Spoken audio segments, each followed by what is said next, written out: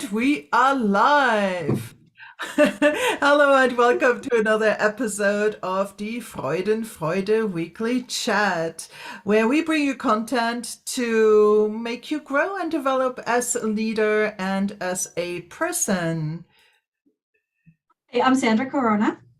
And I am Claudia from Luxembourg. And we Our coaches. coaches. One of these days we'll be able to synchronize. Yes, ma'am. We did it. Well, it's fun. Go It's ahead. fun.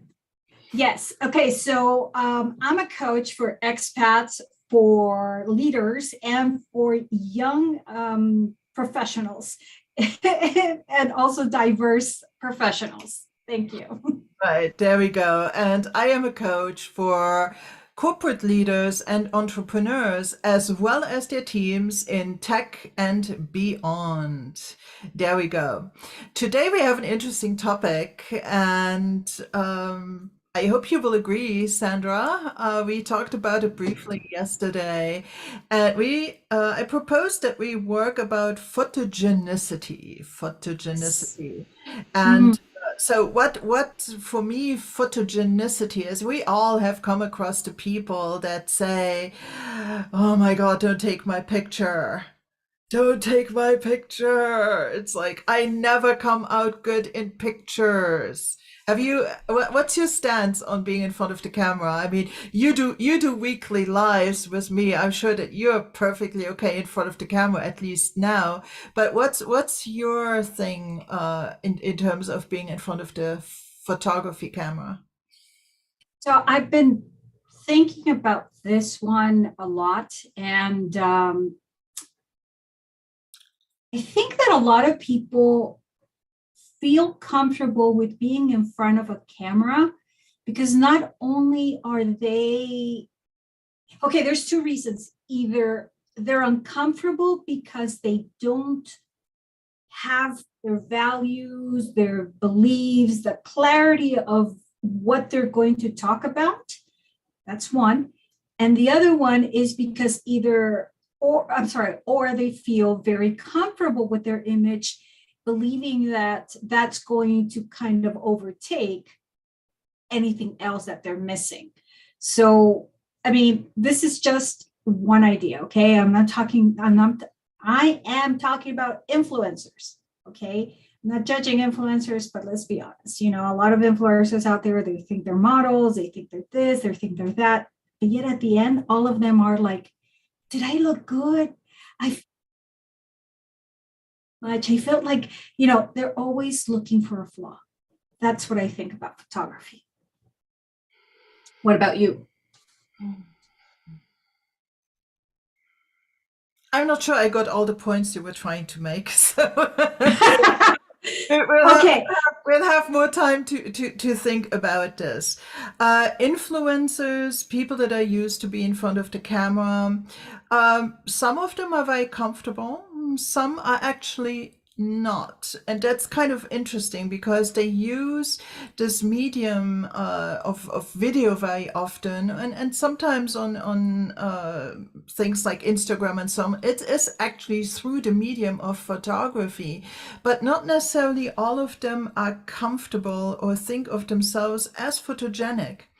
And it's photogenicity for me is about the inner game of photography, the inner game of being in front of the camera, because this photogenicity is a trait of the person being photographed. It's what goes inside the mind of the person being photographed. Incidentally, it has nothing to do with the photography itself.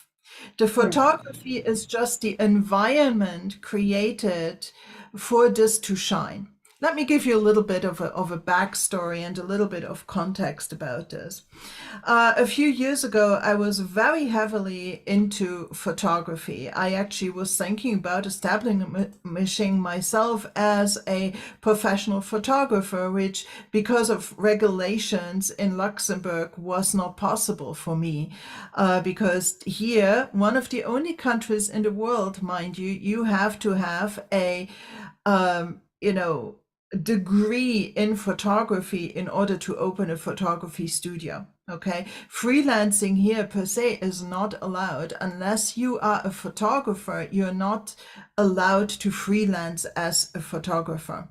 Okay, so that then got put to rest quite a bit. But nevertheless, in preparation for that, for years, I practiced a lot in terms of studio photography. I still have my whole photo studio setup. Actually, if I look over there into my living room, I still have the backdrops hanging there. I'm ready to do a studio session in a matter of half an hour of setting up the gear. So, and I loved studio portraiture. I did a lot of event photography, but I loved studio photography. And there's two reasons for that. The first one is when you're in a studio, you are in control of your environment, meaning that you control the light, you control the background, you set your camera and you're ready to shoot. So there's that thing of control in terms of lighting and the environment, which then frees you up to focus on the person being photographed, right? And as a coach, I found that very often it's quite your dogs are very happy. There was this challenge. Can you turn your microphone down for a second, please? Okay. Um, the the thing was that people came to get a headshot, and people came to get a. Hold on, I'm just going to mute you for a second here. Um, the uh, the sorry about that, I lost my train of thought. So people came to get their headshots taken. People came to get their um, business portraits taken. But sometimes even people came to just get their communion pictures or their pre-wedding pictures, their engagement pictures, couple pictures. I love doing family groups, for instance, for special occasions and things like that. So the light and all the technology is kind of becoming dialed in, and it is no longer a concern of the photographer. But a studio environment for the person being photographed can be quite daunting, right? There's big soft boxes and flashing lights, and somebody is pointing this big camera into your face, which then in essence makes it an unusual environment. It's not something that you're in all the time. And if people, and a lot of people do, have difficulty with their own authenticity, and that's why I mentioned it as a good topic for a coaching conversation, because if your inner story and your mindset is not in alignment, it will show. You cannot lie to the camera. The camera is going to pick up this discomfort. If you force a smile, it's not going to come across as authentic. It's not gonna show who you are. It's not gonna be a good picture. And so many headshots and profile pictures that I see, people are just there with like deer in the headlight looks. and tight mouth expression and tension in their eyes. It comes across as not comfortable. And it's because there's this entire inner dialogue going on about, am I good enough? Am I projecting something that I feel is acceptable? And that is very different from, am I showing myself? Okay, you need to turn your microphone back on. Okay, so one of the things that I was reading about photogenicity, well, maybe I'm pronouncing it wrong, sorry. But what I was reading about it is that it's not only, like you were saying, it's not only about just taking a picture or, just giving it the right lighting or the right position or the best equipment and all this kind of stuff. It's about the photographer doing its art, which is to extract from that side of the lens the person's personality, or even something that the person had not discovered yet that they had, some kind of angle, some kind of face, something that tells this person something about them that they had not discovered. Usually good photographers not only are just taking a picture of a pretty person or interesting person, old person, whatever kind of photography style they're taking, but it's that side of the soul, that sadness, that worry.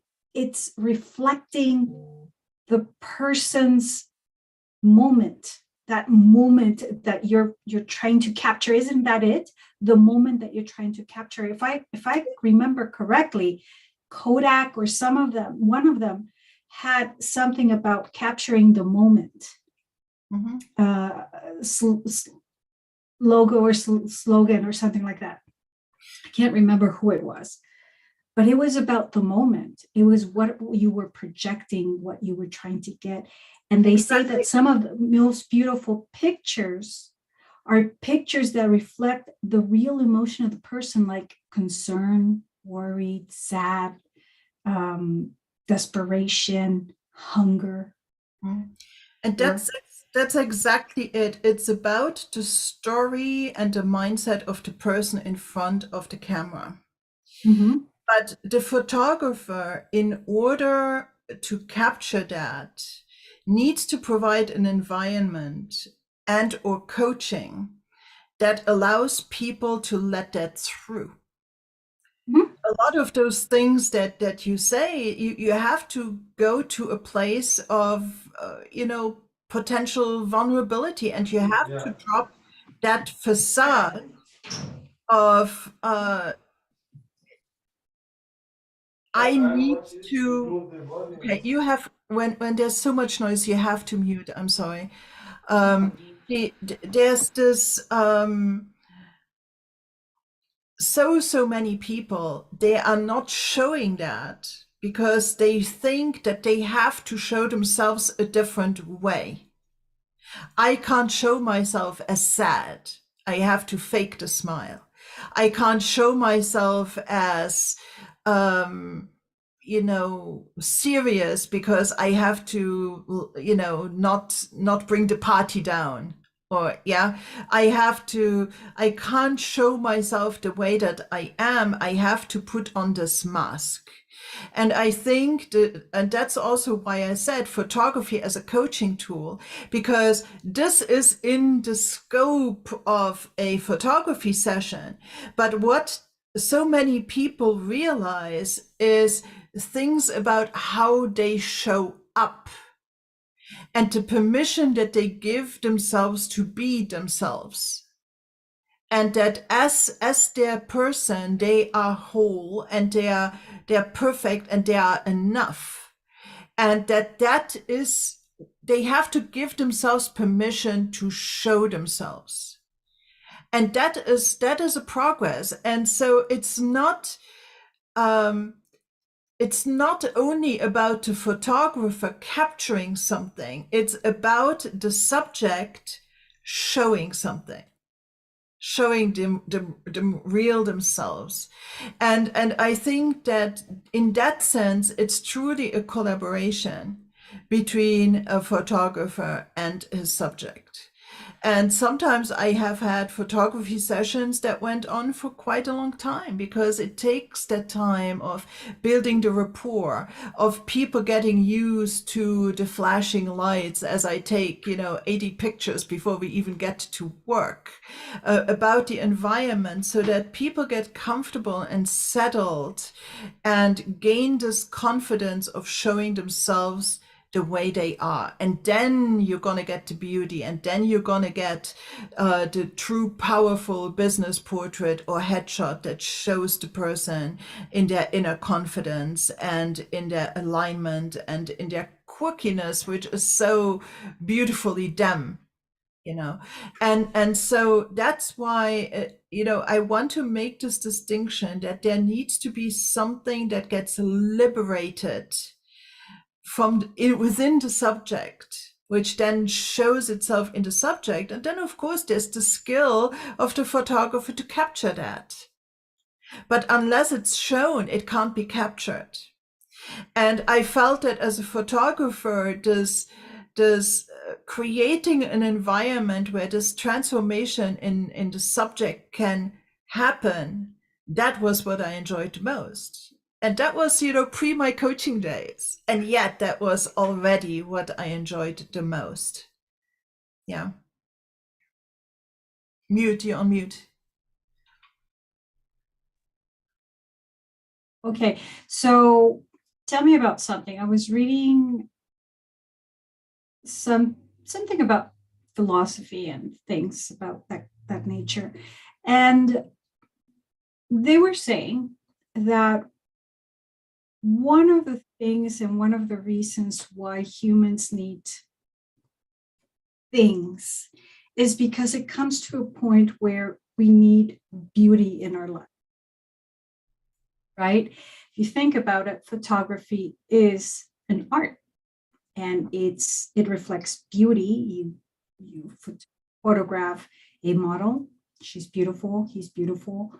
You photograph the right angle, it turns out to be a beautiful thing, etc., etc. So, they were saying that eventually humans need vacation and time off to go away and to find themselves in beautiful places, right? Where is that we go? We go to places that, right, as beautiful things, comfort, beautiful comfort, etc., etc.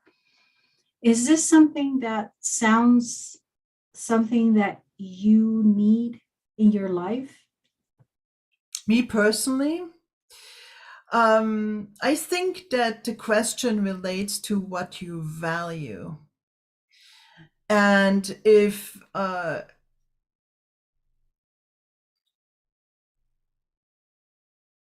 you see those values represented and highlighted in your surroundings or wherever you're at, you will feel it as beauty. It will nourish you. Okay. But that quintessential beauty is a personal thing, right? I mean, for instance, I'm not very fond of going to museums to see certain masters that are recognized as the big masters. Some of them I can't really relate to, even though everybody else would say it's beautiful. Right? But then I can stand in front in a museum or wherever, in front of a drawing of a very natural thing, or in front of a sculpture, and I can be an absolute, rapt attention in front of it. And so it's a very personal thing. So I think that as a photographer, already I wasn't chasing the beauty, because as it is defined by culture, let's say, or as other people would say, like, this is a beautiful person, and that's why I'm going to photograph this beautiful person in a beautiful way. I think that I find emotional expression beautiful. And so you can take, any kind of person giving me an authentic emotional response, and I will find that beautiful. And that's what I will try to capture. I found some old people beautiful because the way that they are represents the journey that they were on. I find calloused hands beautiful because they tell a story of hard work. Um, I find beauty can be different things to different people. And I think that we also shouldn't, just as a coach, we do not judge the people that our clients in front of us and what they're after and what they value and what, some things. We do not judge that.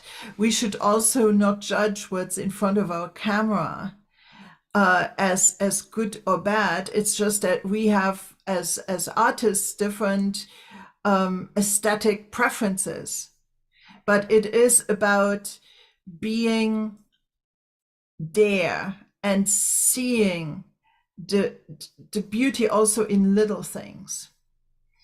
And so there, I have taken the most gorgeous pictures sometimes, or at least in my standards, of absolutely everyday people, and yet there was something there.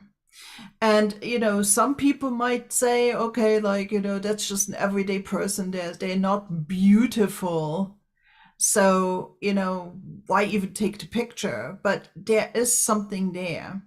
And so it becomes a discretion also to the photographer.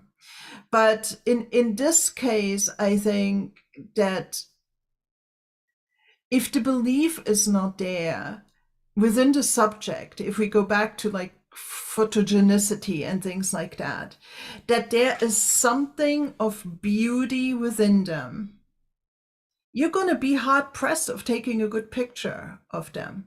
You're going to take a good picture, but not a great picture, if you know what I mean. The picture with that little bit of extra. And that's exactly what it is. It's like, I have something to say, and there's something in me I want to show. As soon as that goes through the mind of the person in front of the camera, then, you can go ahead and take beautiful pictures. It's a long way around it, but it really is that you have to, just like in music, you listen, and in a coaching conversation, you listen, and you're open to fully embracing what's being said. If you have somebody in front of the camera, you have to accept and wait for that moment that they tell you something. Sometimes it doesn't come because people can't shed that facade, and people can't go there. But it is a process, and it can be achieved. It can be achieved. Did that answer your question? Yes. I was thinking about, try and see if I can remember, try to capture actually what I was trying to tell you.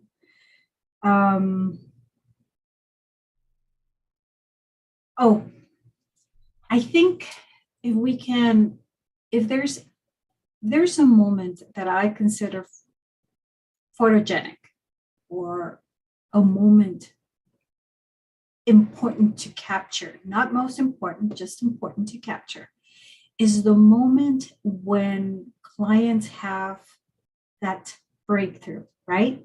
When they're able to see what they were trying to understand by themselves, and they came to us for a reason. And when they that breakthrough, that phase, if I would have thought, I don't know, to press the button, here in the computer that says, print screen, I think it would have been a beautiful moment. Yeah. And I think a lot of us, without being photographers, a lot of coaches can remember that face of almost all your clients, because it's that phase that you're like, that we have as coaches, that we tell them, okay, let's pause for a moment. What happened there? What did you feel? Right? Because we see that breakthrough. And I think that's a beautiful moment. Imagine if we could actually do that. Capture that. Yeah.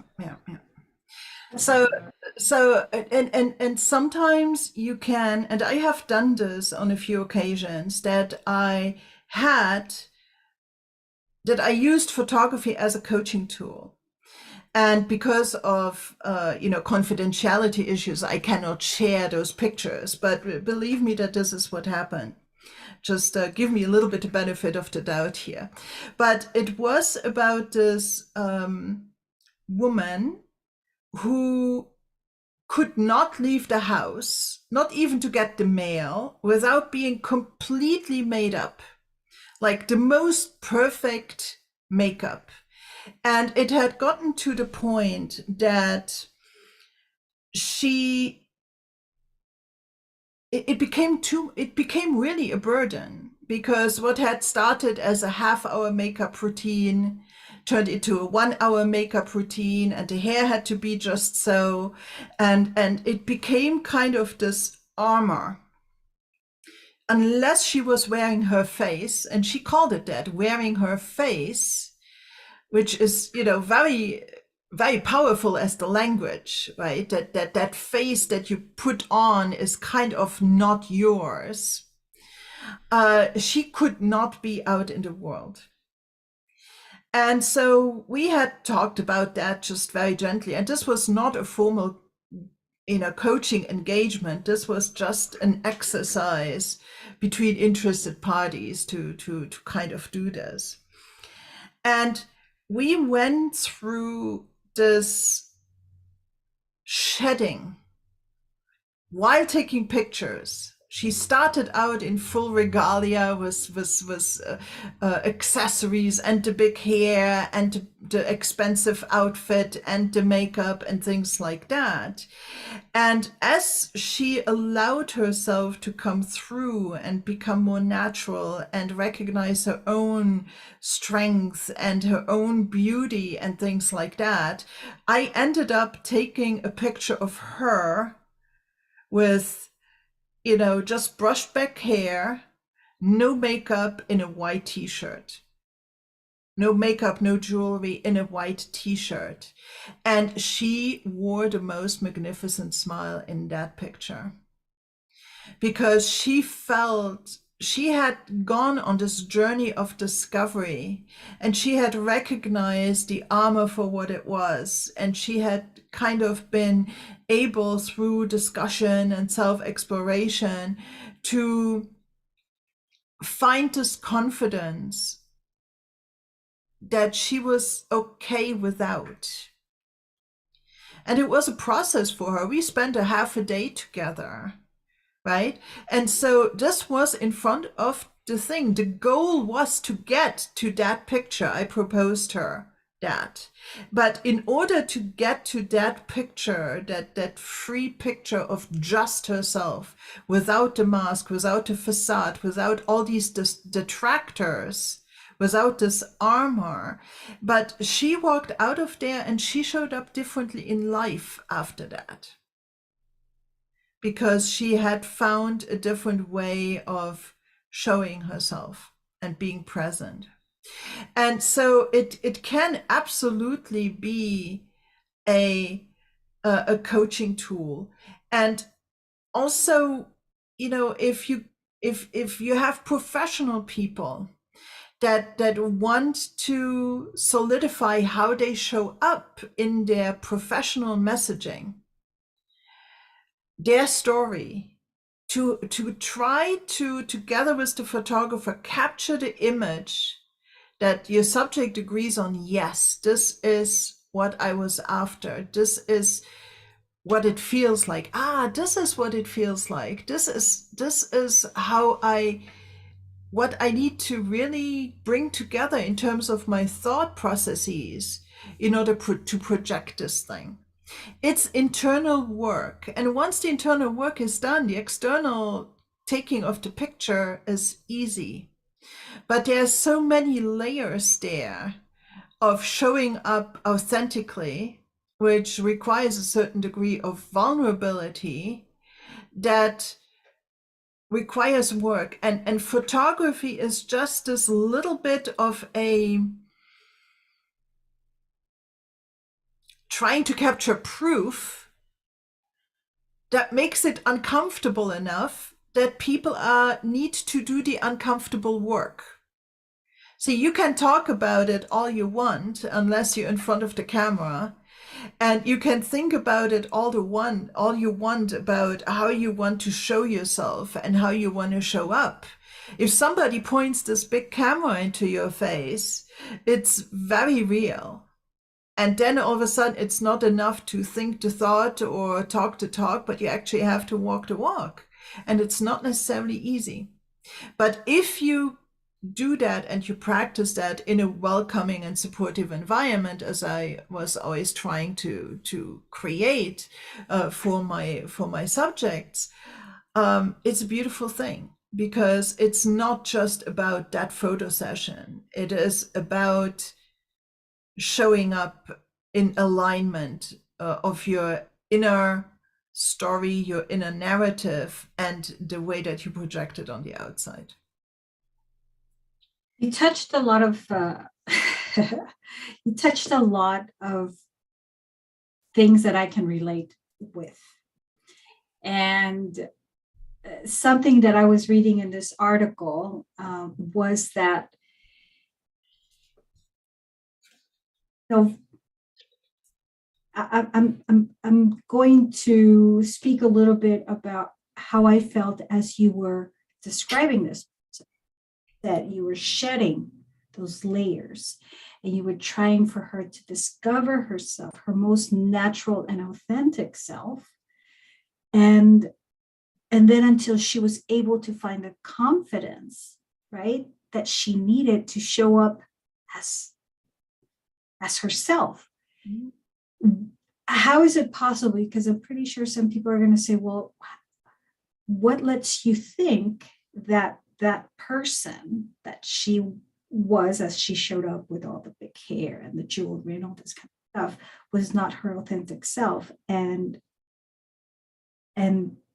not the person that ended up with everything but just a t-shirt, right? Simple hair, brushed hair, and all that kind of stuff, turned out to be her authentic self. So how could you make the differentiation? I didn't make the judgment. She made the judgment. No. I'm saying is, how can someone make the distinction? Because for her, at some point, she believed that that was her authentic self, right? That the big hair, she felt comfortable. No, actually, she didn't. She didn't. No? She knew that it was, maybe in the beginning she didn't.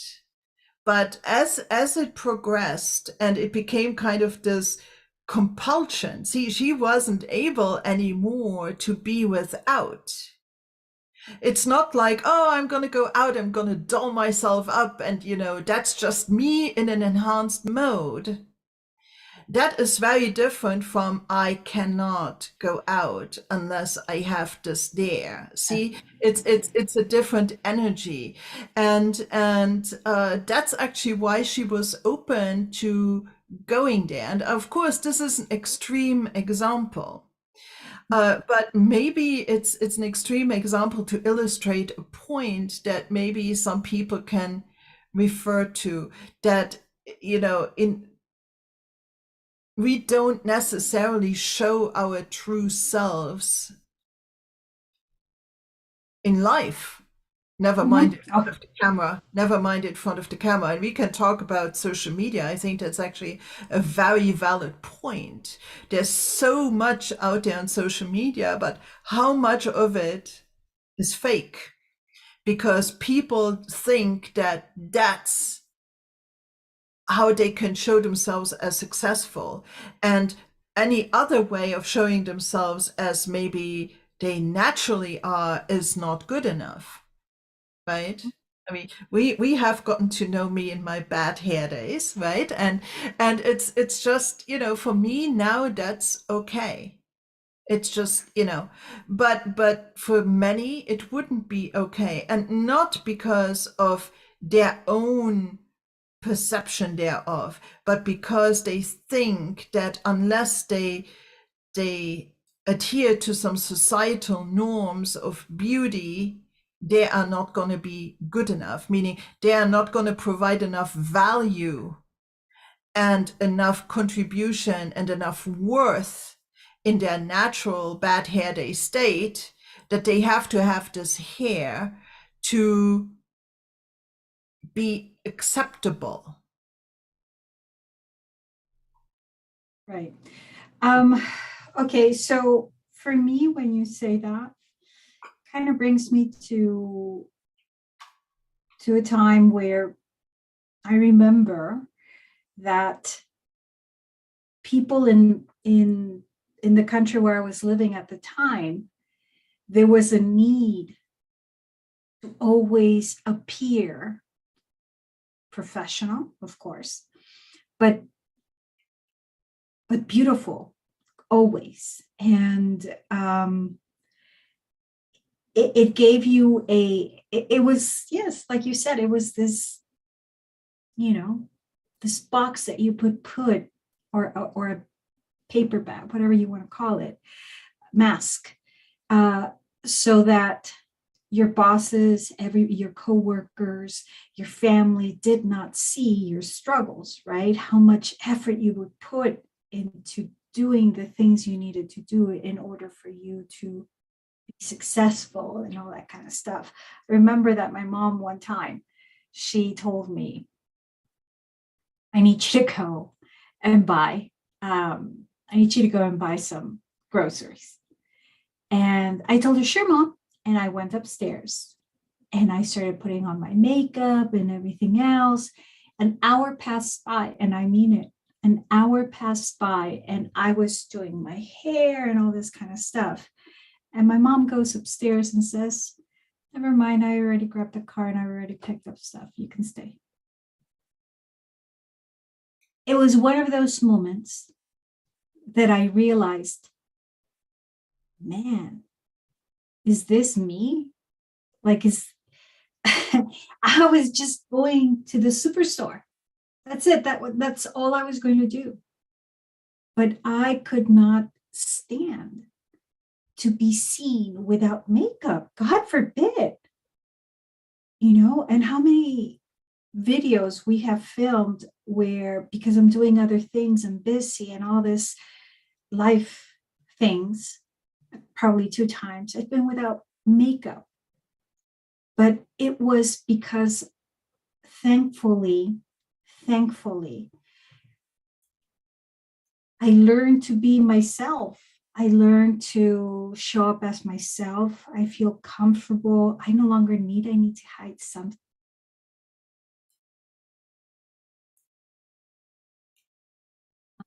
There's no more fear. There's no more, am I saying the right things? Am I, capturing the right posture? Do I look?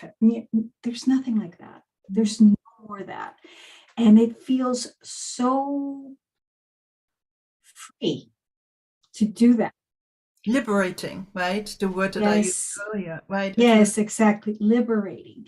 And I remember also that when I was starting to do videos all by myself, I would be so nervous, and I would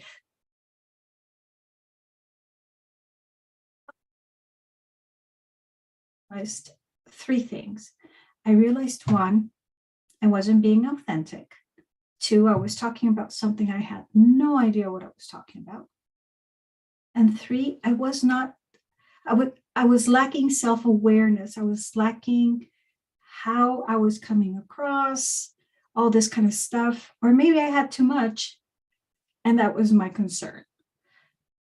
But as you work on yourself, as you, like you were saying, shed those layers of, hey, it's okay, this is who you are, this is nice, this is okay, feel comfortable with yourself, what all these kind of things. It finally is like, hey, look, we're all not experts. And I know sometimes I'm going to be wrong. And I know sometimes I'm going to say weird stuff. I know it. I know who I am. And it doesn't bum me out. But because I always know that there's always somebody out there that's going to say, struggling with the same things. Let's see where this takes. Let's see what I can learn, right? It's a matter of time of feeling comfortable in front of the camera. Sorry, hair into my eye. Yeah, that person that you mentioned, that's why I was quiet, because I was like, man, it was so relatable. You're always wearing a mask because you don't want the world to see you lost. That's the word for me. And it can take very many different things, right? I mean, men don't necessarily wear makeup, even though some do, but it's like the power suit. Mhm. Some women might not put on a lot of makeup, but they need a super expensive purse because they think that that's what people are going to look at instead of Right. looking at other things, or maybe listen to what she has to say. She can detract and talk about her super expensive purse. And there's nothing wrong with wearing an expensive purse. That's not the point. Kudos to you if you can afford it and you enjoy it. It's just maybe having a little bit more awareness about, is it because I like it and a voluntary choice, or is it because I I do it in an act of detracting from things I do not like about myself? What is it I potentially do not like about myself? How do I judge myself? Do I let other people judge me and attribute it too much power? So there is these kind of discussions that go on. And because, for instance, let's say a very confident person can go and get the job done without the power suit, without the expensive purse, without the big makeup. They just show up and get it done. And or just like they have an energy about them and a settledness, a groundedness, a confidence, which I think is super attractive and much more attractive than, a beautifully put on face, even though I admire people that can do a good makeup job, I tell you, right?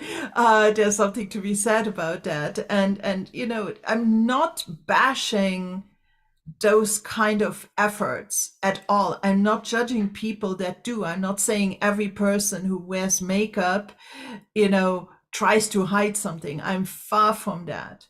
I'm just saying that for some people, it might be done because of reasons that are not helping them show their true selves in the most liberated, free, confident way.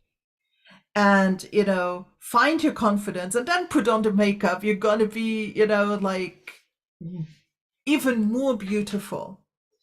And so it again, if we bring this back to maybe a coaching context, it's about helping people find their voice, their self-worth, their clarity in terms of self-concept, um, just their authenticity, right? Isn't that what it's all about? And the more in alignment you are, the more free your mindset is to express what your values are, the way that your voice, really, that's what it is in terms of behavior, in terms of message, in terms of value contribution, and so on. In an ideal world, that's what we would like to help people achieve. Now, I was thinking right now, like You know, when you go and you take a picture, you're really expecting, just a picture. You don't come in with much expectations or anything like that. But when people find a person like you that is a coach that understands what the person is trying to convey in their message, when you have these photographers that are for professionals, right? Taking the professional shot for either an office or a company picture, those kind of things. We're always hoping that there's going to be a person that is going to understand that some of us fear pictures, not because we lack confidence, not because we feel that we don't good enough. I wonder if you have nailed it as to what is that people fear about photography.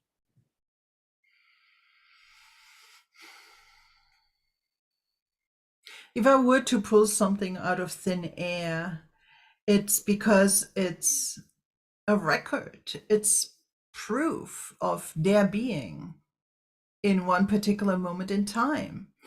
And, it's like incontrovertible. It's there, black and white or full color, right? And it's like, see, if it's just a static image, in that one moment, there's a lot at stake because it's that one moment. And what is it that I want to say? So you mentioned here the case of somebody who is in their full power, let's say, who stands in their power, but yet it's like a meaningful way. If you have to capture the headshot that you're going to plaster all over social media, what do you want that to say? And I would love actually to do some sessions with executives. We talk a lot about executive presence, right? This one thing, how do you project in this one picture competence and competence and being welcoming and being approachable and being just powerful and being confident. How do you show all that in one picture? And there too, you have to hold a certain narrative in mind because it's like method acting. You cannot say, oh, I'm gonna lift my left mouth side 3 millimeters higher and I'm gonna blink just so. If you look at it in those things, it's not gonna work. You can't put on these expressions. What you have to put on is the persona you want to project, and the more in alignment that persona is to who you truly are, the more powerfully it can shine through. And Thank you so, for that. yeah, if there's executives out there in the greater Luxembourg area that would really like to work on that, I would be so game for that. That's that, what you said. I was looking for that answer because I keep the badges of all the companies that I've been, right? And when you grab them because they're hanging, and when you grab one of them, when you look at that photography, you're not looking that you had that day a pimple, or maybe you are, but every single thing that you're looking in that photography is a reminder of what you were going through at that moment, because that's what photographies do for you. They remind you of your mood, including and sometimes what you ate that day, who you met that day, if you fought with your mother, what happened. I mean, pictures are amazing, and exactly what you just said is that I fear pictures because or I used to fear pictures because I was always constantly living in a state of anger. Like I was never happy. I was always trying to look for that moment of happiness and I could never find it. Okay. And one day when I started, like I said, 5 years ago, when I started going through this process and everything else, I realized so many things that I changed. And now, thanks to all the things, meeting you, doing these kind of things, all these things that I'm doing, I'm happy.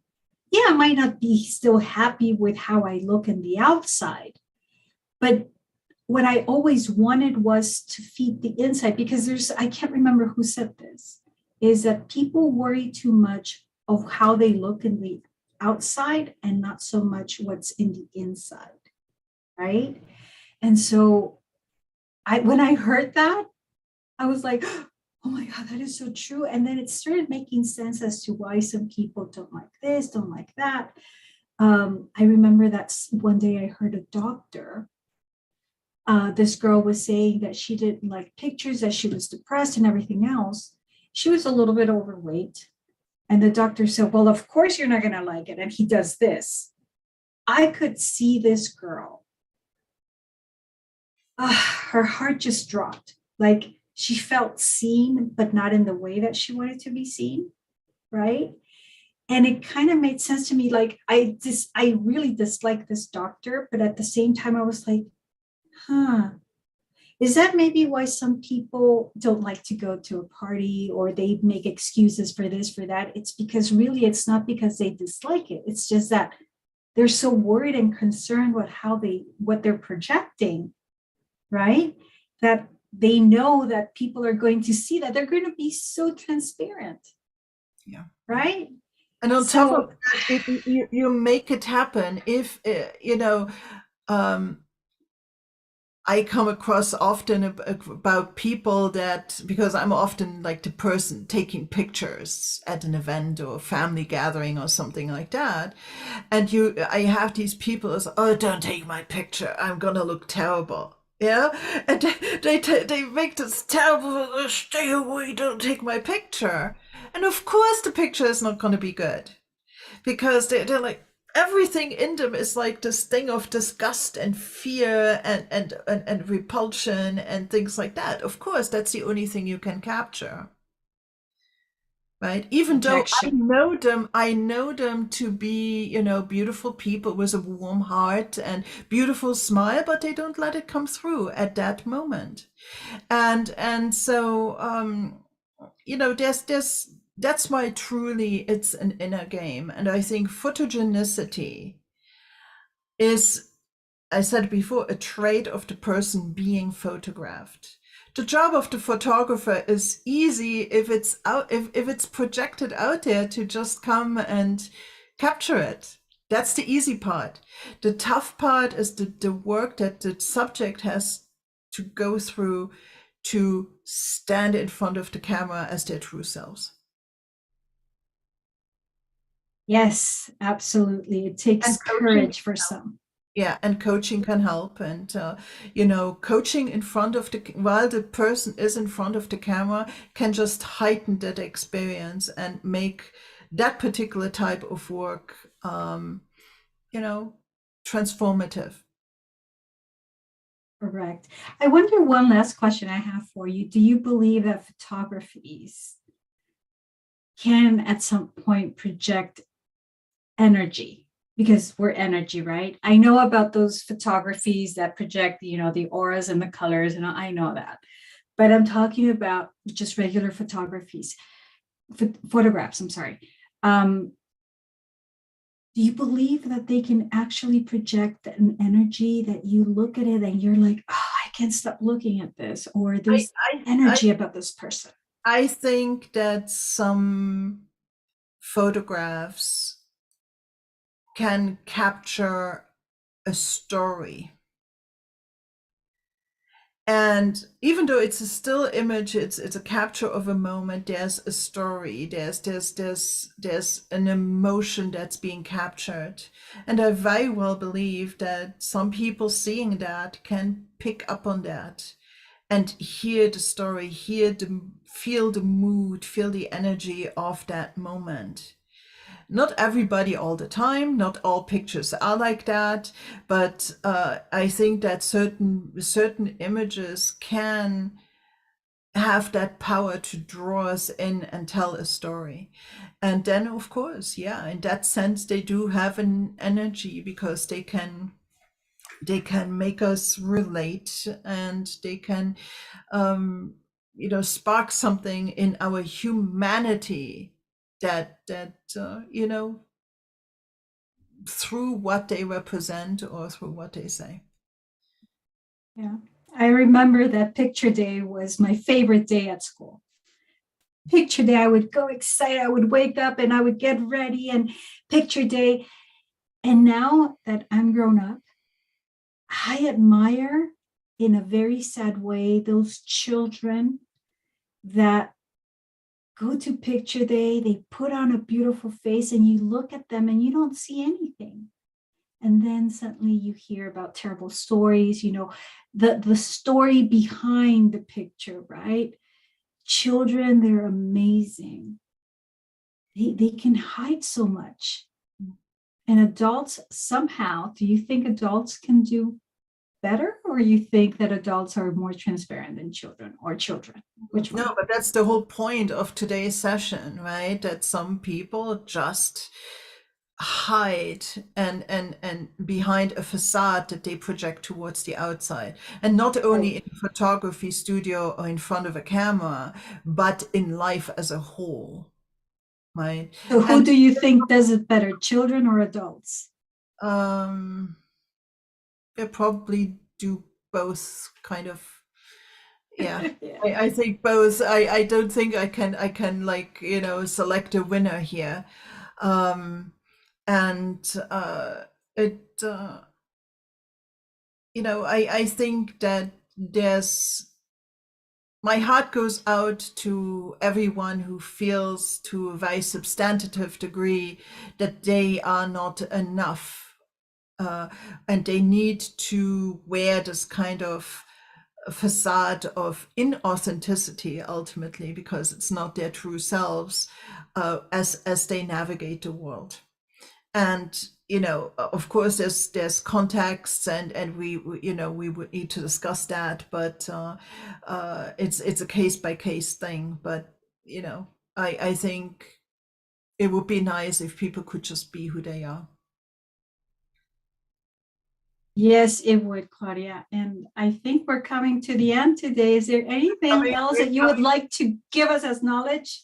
No, no, no. It's just I appreciated the opportunity to talk about this, and just like we had the inner game of tennis and the inner game of leadership and the inner game of all these other things. There's also the inner game of photogenicity, the inner game of how we show up in life.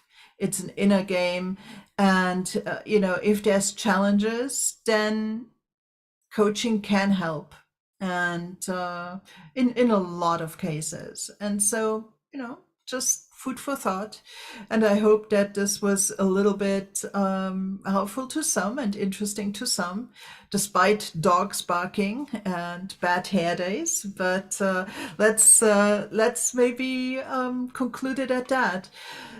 If anybody who was listening here, thank you very much. And if you liked what you heard, if you have any kind of story to share related to us, please drop us a comment or reach out to us, to either one of us, through the various social media channels. We would appreciate it if you could drop us some love, subscribe to the channel, give us any kind of engagement in terms of a like or a comment. We would really appreciate it. Tell your friends as well. And we will be back with more in the coming weeks. Thank you, Claudia. Thank you, Thank you, everybody. Sandra. Okay, thank you very much. Bye bye, everybody. Thank you. Bye.